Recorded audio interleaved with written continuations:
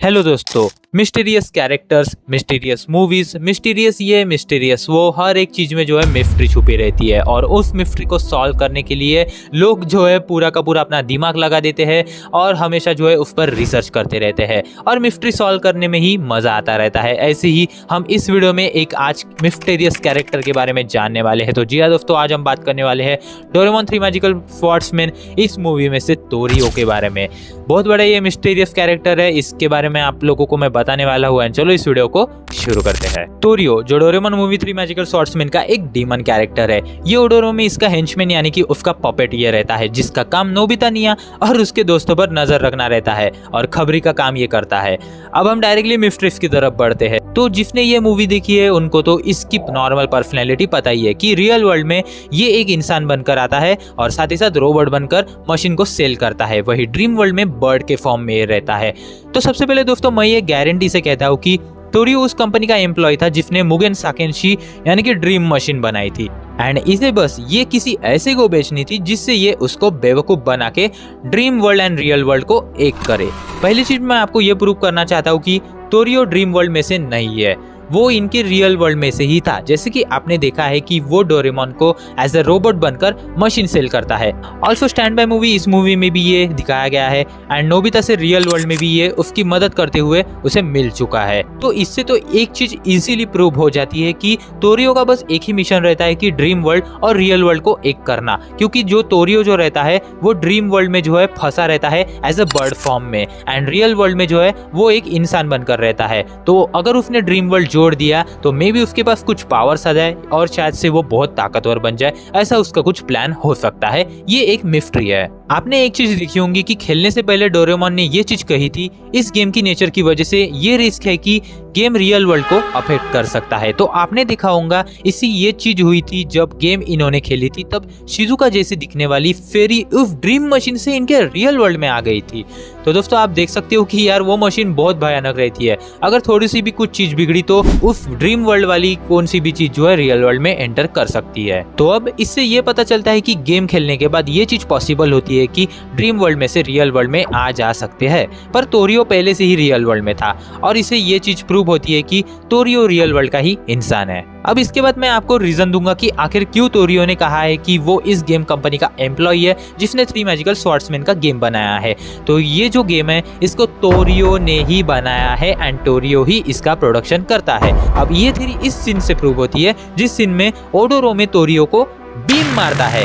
आप लोगों ने ये चीज देखी होंगी, पर वो राख नहीं बनता। अगर आपने देखा होगा तो ओडोरो में उसके एक क्रिएचर को बीम मारता है तो वो पूरा का पूरा राख में बदल जाता है और मर जाता है। इनफैक्ट ओडोरो में जब ये बीम नोबिता शिजुका को मारता है तो वो दोनों भी राख बन जाते हैं।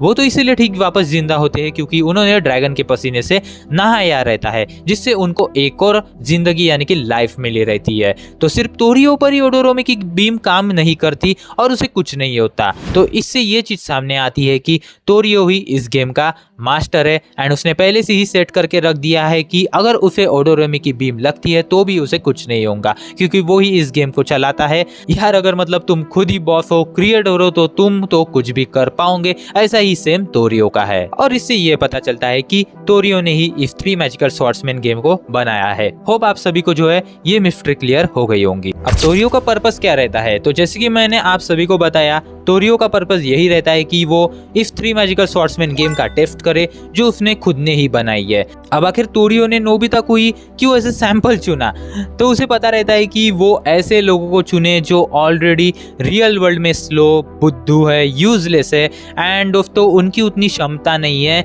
ऐसे चीज को सहने की। एंड उसे ये भी चिंता रहती है कि कहीं टाइम पेट्रोल को अगर ये चीज पता चल गई तो उसका सारा का सारा प्लान फेल्ड भी हो सकता है। तो मे बी टाइम पेट्रोल तो हमें दिखाई नहीं गई है बट उसे शायद से इसका डर भी रहता है, इसलिए नोबिता के जरिए उसको अपना शिकार बनाकर उसे ही चारा ये डालता है एंड ड्रीम मशीन और 3 मैजिकल स्वॉर्ड्समैन गेम ये बेचता है। जब गाइस इन्हें वो कैसेट मिलती है तो उसमें एक चेतावनी भी होती है कि इस सपने में बहुत पावर है और इसका असर असली दुनिया पर पड़ सकता है। तो शायद गाइस ये सपनों वाली दुनिया नोबिता के जरिए तोरियो रियल वर्ल्ड में लाना चाहता है, ऐसा उसका कुछ मिशन ये रहता है। उस मशीन में दोस्तों एक रेड बटन भी लगी रहती है, उस रेड बटन को दबाने से जो है रियल वर्ल्ड और ड्रीम वर्ल्ड जो है स्विच हो जाएंगे। तो शायद से अब इससे आपको मेरी बात क्लियरली जो है पूरी की पूरी समझ में आने वाली है। तो रेड बटन की वजह से दोस्तों आप लोगों को लास्ट में इस मूवी का वो वाला सीन दिखता है जिसमें इनका स्कूल बड़े वाले पहाड़ी पर रहता है। असल में वहां पर स्कूल रहता ही नहीं है, क्योंकि रेड बटन को दबाने की वजह से इनका वर्ल्ड जो है ऑलरेडी वो ड्रीम वर्ल्ड के साथ स्विच हो चुका है। यानी कि ड्रीम वर्ल्ड जा चुका है रियल वर्ल्ड में और रियल वर्ल्ड आ चुका है ड्रीम वर्ल्ड में। इसीलिए आप लोगों को लास्ट में वो सीन दिखता है। यानी कि तोरियो का जो है मकसद तो पूरा होता है, बट स्टिल असली दुनिया और ड्रीम वर्ल्ड वाली दुनिया जो है वो एक नहीं होती, वो स्विच हो जाती है। इसलिए तोरियो लास्ट में आके उस मशीन को जो है लेकर चला जाता है, क्योंकि उसका प्लान जो है सफल नहीं होता। बट इसके बाद जो है अब कुछ भी समझ में नहीं आया कि आगे क्या हुआ, क्योंकि यहाँ पर ये मूवी एंड हो जाती है। तो दोस्तों ये कुछ मिस्ट्रीज जो है हमें बताई गई है तोरियो के बारे में।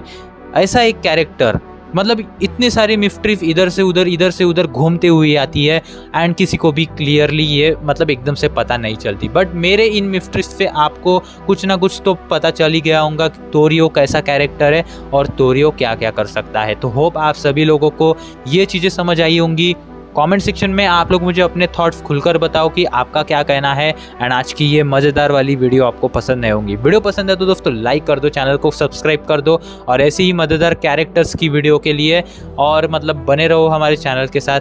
एंड चलो मिलते हैं दोस्तों न्यू वीडियो में, तब तक के लिए स्टे हेल्दी स्टे हैप्पी।